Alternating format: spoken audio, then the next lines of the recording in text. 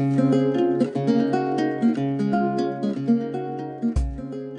Lecture में हम लोग डिस्कस करने वाले हैं डिफरेंसेस बिटवीन जज एंड मजिस्ट्रेट के बीच में।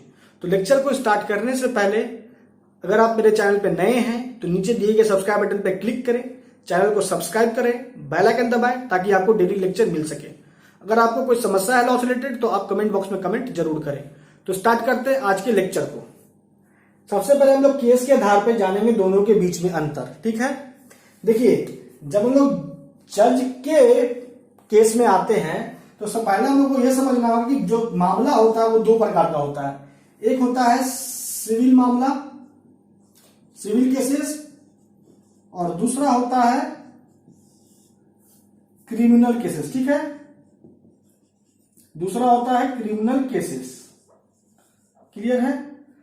सबसे पहले क्रिमिनल मामले में आते हैं। तो क्रिमिनल जो केस होता है वो क्या होता है? वह केस जिसमें अधिकार से संबंधित बात की गई है या फिर जिस केस में अधिकार के हनन के आधार पे उस अधिकार के हनन के लिए मुआवजा मांगा गया है। ठीक है, क्लियर समझ में आएगा सिविल केस किसे कहते हैं? तो सिविल केस को सेटल आउट करने के लिए, डिस्पोज ऑफ करने के लिए जो कोर्ट गठित होता है उसको हम लोग कहते हैं सिविल कोर्ट। ठीक है, व्यवहार न्यायालय।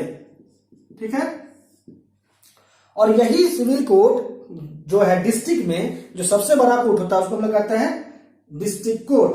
ठीक है, डिस्ट्रिक्ट कोर्ट कहते हैं। ठीक है, सिविल कोर्ट के जज, सिविल कोर्ट के प्रिसाइडिंग ऑफिसर को कहते हैं सिविल जज। वहीं दूसरी ओर डिस्ट्रिक्ट कोर्ट के प्रिसाइडिंग ऑफिसर को कहते हैं डिस्ट्रिक्ट जज। क्लियर समझ में आ रहा है पॉइंट? एडीजे भी होता है। ठीक है, एडीजे भी होता है, एडिशनल डिस्ट्रिक्ट जज भी होता है। ठीक है, क्लियर समझ में आ गया? वहीं दूसरी ओर जो लोग क्रिमिनल मैटर को देखते हैं, क्रिमिनल केसेस को, तो क्रिमिनल केसेस का जो संबंध होता है उस केसेस से होता है जिसमें जो व्यक्ति अपराध किया होता है उसको सजा दिलाने के लिए जो बात की गई होती है जिस मैटर में, उस मैटर को या केस को हम लोग कहते हैं क्रिमिनल केस। दैट मीन्स कि वह मामला जिसको कोर्ट में लाया गया है ताकि आरोपी को सजा मिल सके, उस मामले को हम लोग कहते हैं क्रिमिनल केसेस। ठीक है, क्लियर समझ में आ गया? तो क्रिमिनल केस को डिस्पोज ऑफ करने के लिए कौन कौन सा जो कोर्ट है गठित है, ठीक है, लोअर कोर्ट का हम लोग बात कर रहे हैं। ठीक है, दैट मीन्स कि with in the session division. ठीक है, क्योंकि देखिए जब लोग क्रिमिनल मैटर को देखते हैं तो राज्य को डिवाइड कर दिया जाता है सेशन में। ठीक है, बहुत सारे सेशन में। फॉर एग्जाम्पल कि अगर मान लीजिए बिहार है तो क्रिमिनल मैटर में बिहार को पूरे सेशन में बांट दिया जाएगा, सेशन डिवीजन में। और यहाँ सेशन डिवीजन जो होता है इसका मतलब यह होता है कि एक डिस्ट्रिक्ट भी हो सकता है सेशन डिवीजन। दैट मीन्स कि अगर बिहार राज्य में टोटल जिला 38 है तो 38 सेशन डिवीजन होगा, और 38 सेशन डिवीजन के लिए जो सबसे ऊपरी कोर्ट होगा वो होगा कोर्ट ऑफ सेशन। क्लियर है? लेकिन अगर स्टेट गवर्नमेंट को लगता है किसी 2 सेशन डिवीजन के लिए एक ही सेशन कोर्ट होना चाहिए तो ऐसा भी हो सकता है। दैट मीन्स कि 2 सेशन, दैट मीन्स 2 डिस्ट्रिक्ट को मिला के एक सेशन डिवीजन बन सकता है और उसके लिए एक ही सेशन कोर्ट होगा। क्लियर समझ में आ गया? तो सेशन डिवीजन में, ठीक है, दैट मीन्स कि डिस्ट्रिक्ट लेवल पे जो सबसे बड़ा क्रिमिनल कोर्ट होता है वो होता है कोर्ट ऑफ सेशन का। ठीक है, सेशन कोर्ट होता है। क्लियर समझ में आ रहा है? क्लियर है? क्लियर पॉइंट आ गया? वहीं दूसरी ओर देखिए इसके जो नीचे का कोर्ट को होता है उसको लोग चीफ जुडिशियल मजिस्ट्रेट का कोर्ट कहते हैं। ठीक है, तो यहां पे मजिस्ट्रेट जो टर्म यूज हो रहा है, अब यहां आपको जो अंतर समझना है वो क्या है, देखिए इसके नीचे जो कोर्ट होता है वो होता है जुडिशियल मजिस्ट्रेट फर्स्ट क्लास का, और इसके नीचे जुडिशियल मजिस्ट्रेट सेकंड क्लास का। ठीक है, तो देखिए जब हम लोग देखते हैं क्रिमिनल केसेस के दृष्टिकोण से तो जो मामला का नेचर बड़ा है, जिसका पनिशमेंट ज्यादा होता है, उस मामले को हैंडल करने के लिए जो प्रिसाइडिंग ऑफिसर होते हैं उसको हम लोग जज कह रहे होते हैं। क्योंकि सेशन कोर्ट जो है वाजिब है as comparison to the chief judicial magistrate और judicial magistrate of the first class, क्योंकि चीफ जुडिशियल मजिस्ट्रेट जो होता है वो जुडिशियल मजिस्ट्रेट फर्स्ट क्लास ही होता है।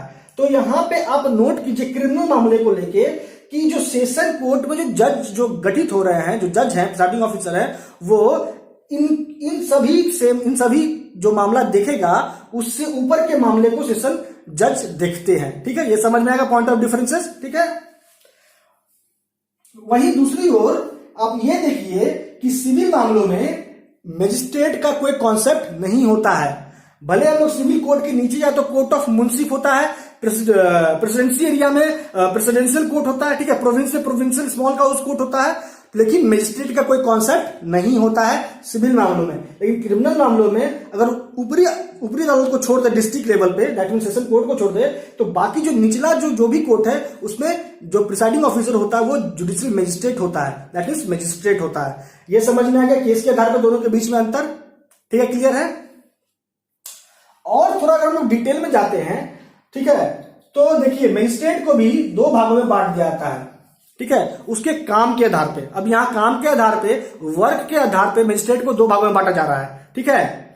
जैसे अगर हम लोग देखते हैं न्याय व्यवस्था बनाने के काम को लेके, तो उसके लिए होता है एग्जीक्यूटिव मजिस्ट्रेट, ठीक है, समझ में आ रहा पॉइंट, कि समाज में कानून व्यवस्था बना रहे, शांति बना रहे, उसके लिए होता है एग्जीक्यूटिव मजिस्ट्रेट, ठीक है, जिसके अंतर्गत डीएम, एसडीएम, ठीक है, एडीएम आता है। लेकिन वहीं दूसरी ओर जब हम लोग डिस्ट्रिक्ट लेवल में सेशन कोर्ट के नीचे के कोर्ट का हम लोग बात करते हैं, तो वहां पे अगर कोई व्यक्ति अपराध करता है जिसका सजा कम से कम 7 वर्ष तक का है, ठीक है, तो फिर उसको चीफ जुडिशियल मजिस्ट्रेट हैंडल करता है। उसके अगर 3 वर्ष तक का है तो उसको फर्स्ट क्लास, अगर 1 वर्ष तक का है, ठीक है, इम्प्रिजनमेंट के आधार पर बात कर रहे हैं हम, तो यहाँ पे 1 वर्ष तक का है अगर इम्प्रिजनमेंट, तो उसको जुडिशियल मजिस्ट्रेट सेकंड क्लास देखता है। तो ये थोड़ा सा डिफरेंसेस हो गया इस बात को लेके, ठीक है, क्लियर हो गया हम लोगों को। तो केस के आधार पर जज और मजिस्ट्रेट के बीच में हम लोगों ने अंतर जाना। अब हम लोग बात करते हैं कि क्वालिफिकेशन के आधार पे जज और मजिस्ट्रेट के बीच में क्या अंतर है। देखिए एक चीज आप यहां देखिए, जब हम लोग केसेस में ही थे तो उसमें जब हम लोग जज के केस में हम लोग बात कर रहे थे, चाहे वो सिविल केस हो चाहे वो क्रिमिनल केस हो, ठीक है, तो दोनों ही मामले में जो जज हो रहे हैं, ठीक है, उनको क्वालिफिकेशन के आधार पर उनको कानून की जानकारी, दैट मीन्स कि कानून की जानकारी उनको होनी ही चाहिए, ठीक है, उनके पास वो लीगली क्वालिफाइड होना चाहिए, ठीक है, ये समझ में आ रहा है। दैट मीन्स कि उनको जो जज होते हैं उनको कानून की जानकारी होनी ही चाहिए, क्लियर समझ में आ रहा है। दैट मीन्स कि वह व्यक्ति, ठीक है, या तो एलएलबी या तो बीएलएलबी, ठीक है, जो भी लीगल एजुकेशन से रिलेटेड जो भी क्वालिफिकेशन वो होना अनिवार्य है जज के मामले में। लेकिन जब लोग दूसरी ओर मजिस्ट्रेट के केस में देख रहे होते हैं, और वही मजिस्ट्रेट जब लोग दो भागों में बांटते हैं काम के आधार पे, तो हम लोग एडमिनिस्ट्रेशन की ओर जब हम लोग देखते हैं, दैट मीन्स हम लोग जब बात करते हैं एग्जीक्यूटिव मजिस्ट्रेट के केस में, तो क्या वहां पे उस व्यक्ति को कानून का ज्ञान होना आवश्यक है? क्या एग्जीक्यूटिव मजिस्ट्रेट को उसके अपॉइंटमेंट के संबंध में उसको अपॉइंट किया तभी किया जाएगा जब उसको लॉ का नॉलेज होगा? ऐसा है नहीं। दैट मीन्स कि मजिस्ट्रेट, वो भी मजिस्ट्रेट कौन सा, जो एग्जीक्यूटिव मजिस्ट्रेट है, तो उसको लॉ का नॉलेज हो ये जरूरी नहीं होता। लेकिन व्हेन वी टॉकिंग अबाउट जज, तो वो सिविल जज हो या क्रिमिनल मैटर का जो जज हो, उनको लॉ का जानकारी होना आवश्यक है। ठीक है, क्लियर है? ये हो गया क्वालिफिकेशन के आधार पर दोनों के बीच में अंतर। अब हम लोग बात करते हैं सेंटेंस के आधार पे। ठीक है, अब देखिए जब हम लोग जज की ओर देखते हैं तो जज को जो सेंटेंस सुनाने का जो शक्ति मिला है वो ज्यादा है as comparison to the magistrate. ठीक है, अब वो कैसे, ये समझिए। डेथ पेनाल्टी इंपोज सिर्फ जज ही करती है। दैट मीन्स जो सेशन कोर्ट के जज होंगे, दैट मीन्स सेशन जज जो होंगे वही डेथ सेंटेंस सुना सकते हैं। दैट मीन्स डेथ सेंटेंस पास कर सकते हैं या इम्प्रिजनमेंट फॉर लाइफ का सजा पास या सुना सकते हैं। लेकिन अगर मान लीजिए सेशन जज ने डेथ सेंटेंस का पेनल्टी इंपोज किया है, तो वो पेनल्टी तब तक इन्फोर्स नहीं होगा, लागू नहीं होगा, एग्जीक्यूट नहीं होगा जब तक उस डेथ सेंटेंस को लेके high court confirmation order pass करेगा, तब तक। ठीक है, दैट मीन्स कि अगर मानिए सेशन जज ने डेथ सेंटेंस का सजा सुनाया है, तो वो डेथ सेंटेंस तब तक एग्जीक्यूट नहीं होगा जब तक इस संबंध में, दैट मीन्स उस डेथ सेंटेंस के एग्जीक्यूशन के संबंध में हाई कोर्ट निर्देश या ऑर्डर, कंफर्मेशन ऑर्डर नहीं करता है तब तक। ठीक है, क्लियर समझ में आ रहा है? तो इसके लिए जो हमको प्रोविजन देखना होता है, इसलिए 366 में सेशन जो कोर्ट होती है वो मामला को भेजती है, और उसके 368 में सीआरपीसी का हाई कोर्ट उस कंफर्मेशन जो सेंटेंस है, सेंटेंस ऑफ डेथ, उसको क्या करता है, कंफर्म करता है, कंफर्मेशन ऑर्डर पास करता है। क्लियर समझ में आ गया? ठीक है, तो ये जज के केस में। वहीं दूसरी ओर हम लोग जब मजिस्ट्रेट का हम लोग जब बात करते हैं तो देखिए, जब हम लोग चीफ जुडिशियल मजिस्ट्रेट का बात करते हैं तो चीफ जुडिशियल मजिस्ट्रेट को लाइफ इम्प्रिजनमेंट का सजा सुनाने का पावर नहीं दिया गया है, डेथ सेंटेंस का सजा सुनाने का पावर नहीं दिया गया है। उसी तरीके से second class magistrate, first class magistrate को भी, दैट मीन्स मजिस्ट्रेट को जो पावर है वो डेथ सेंटेंस सुनाने का या फिर लाइफ इम्प्रिजनमेंट का सजा सुनाने का पावर नहीं मिला है। समझ में आ रहा है पॉइंट ऑफ डिफरेंस इस सेंटेंस के आधार पर कैसे हो रहा है, ठीक है।